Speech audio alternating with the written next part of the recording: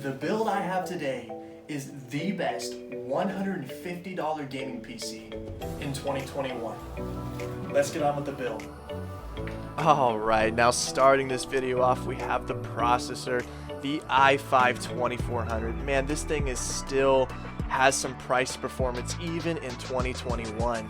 Now this is 4 cores, 4 threads, clocked at 3.1 gigahertz on the LJ1155 socket. And I'm showing the eBay prices, the lowest eBay prices, so that you guys can get a feel for if you wanted to build this system. Now, I part hunted and actually picked up this for free. Somebody did not want it when I was picking up other parts, and they said, "Do you want this?" And I said, "Absolutely." But here's the price on the screen that you could get this for. And now we have the RAM, and the RAM in this case is actually a similar story. Over time, when you part hunt constantly and you do this for a while, you will just have extra RAM lying around, and you'll get thrown in RAM from deals and motherboards that you just happen to pick up. And here is 4 sticks of 2 gigabytes of DDR3 1333 megahertz RAM that I found just laying around the office. Now I went ahead and put an eBay price up for you guys so you could see that it's actually pretty cheap if you go online and buy something like this anyway, but trust me, go ahead and part hunt and you will find this stuff ridiculously cheap. So in this case for me, it's free. And now we know we always have to add some bling to the system. This is just an RGB fan that you can pick up really anywhere, AliExpress, eBay. I'll go ahead and show you where I picked it up out. You have to have this system looking nice to be able to sell it. And here's the listing right here. I have it for $5.69 on eBay. And really, you could probably get better prices than this. Just go look around and you'll find cheap fans just like this. And now we have the other fan. This is the 90mm fan, which I'm actually not a fan of these at all, but I went and had to do that for the system because since it's such a budget system, we had to buy a cheap case, and the cheap case is usually the back fan is 90mm. So in this case, here it is. And of course, I bought 2 of them because I have another build coming soon, so stay tuned. So I went and had to split the prices for you so you could see what I got for one of them, which is $3.44. And I'll go ahead and show you actually the case and how it was a little bit, it just sucks. I mean, look how small that is that I have to be able to put a 90mm fan, and I'm not a fan at all. It's actually worse for airflow because, you know, the fan's not as big, and it's not something that looks pretty either. But in this case, it's going to work out for us because at least I have a fan back there. See, as you can see, the 120mm fan does not fit at all. And here we have the adapters. Now first, just like the last video, we have the 5-pin to 3 or 4-pin on the motherboard, and I'm going to go ahead and show you that this time so you can see what I'm talking about.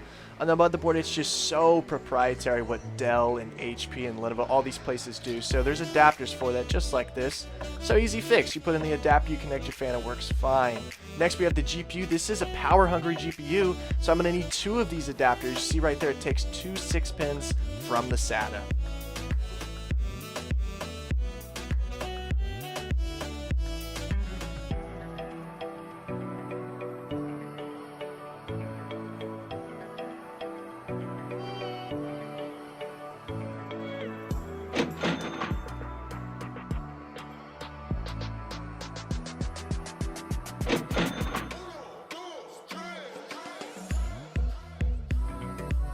Now the motherboard was actually a pretty good deal here. I really like the 4 RAM slots on this motherboard.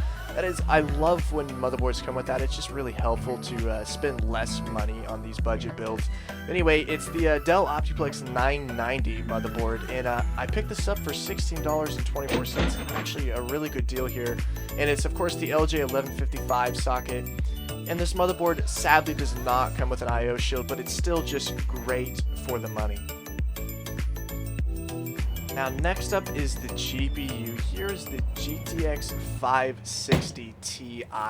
It's the 1 gigabyte variant for the GDDR5, and honestly, the reason I chose a card like this was because I recommend you actually do local deals. I highly recommend you go look around for a local deal to pick up a graphics card instead of going on eBay and finding a price like that, because really, for a price around what I got it for 10, 20 more bucks, you can pick up so much better of GPUs. For instance, my last video, I picked up a $75 GTX 960. See, that's just great price to performance there. So honestly, I would do a little bit better, but for the build, this is something that you guys could go and build, and that was what this was more about. So there you go. You could go look up a 560 Ti on eBay and buy it for decently cheap for around this price point.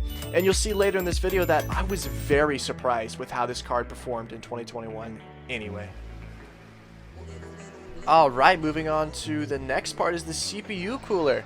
As you can see, it's a little ugly, but it's not that bad, and actually for the price it's pretty good, but it does the job, and really it doesn't matter too much how it looks because the case we're using has a closed inside panel, so you don't even see the parts on the inside. So picked it up for $8.45. Not a bad grab for this cooler.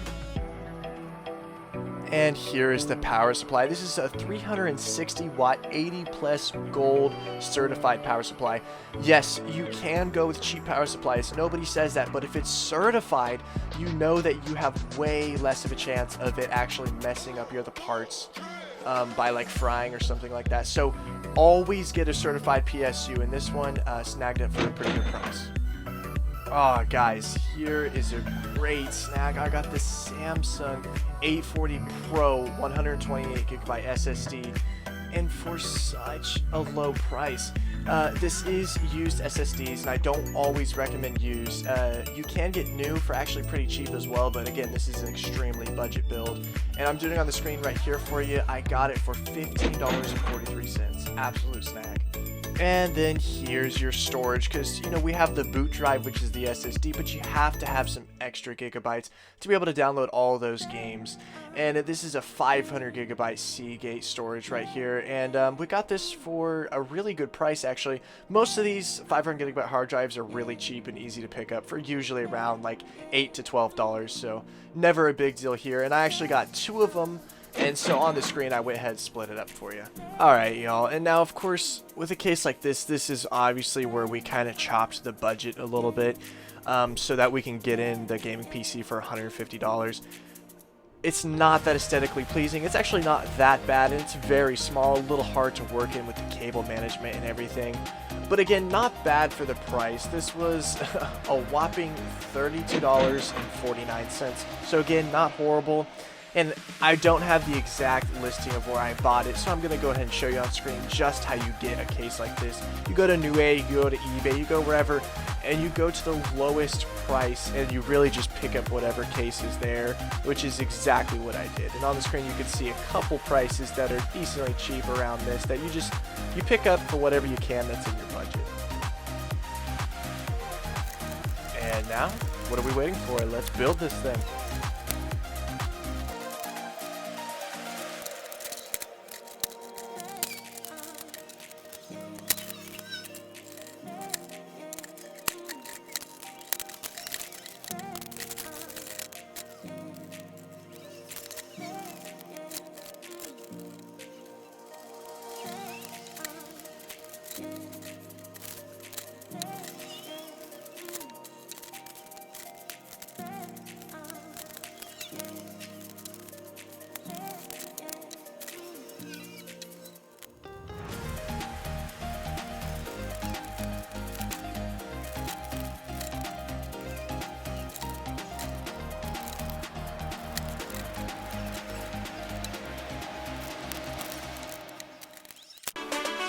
Cue the B-roll.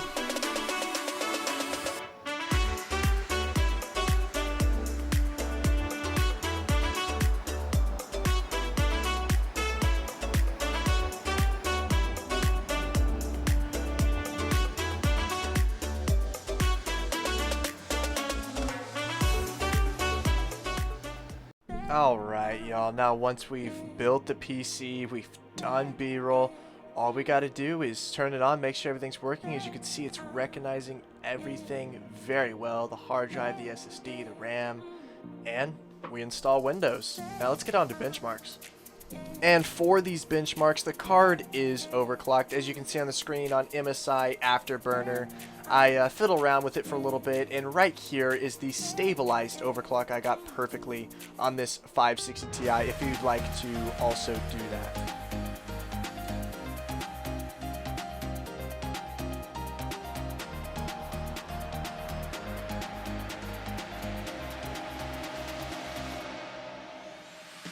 Alright, let's talk about this benchmark here for a second. Of course, first we have Fortnite, and the reason I have view distance on Epic and meshes on high, you would think, why wouldn't you put all that on low considering your GPU is lower end?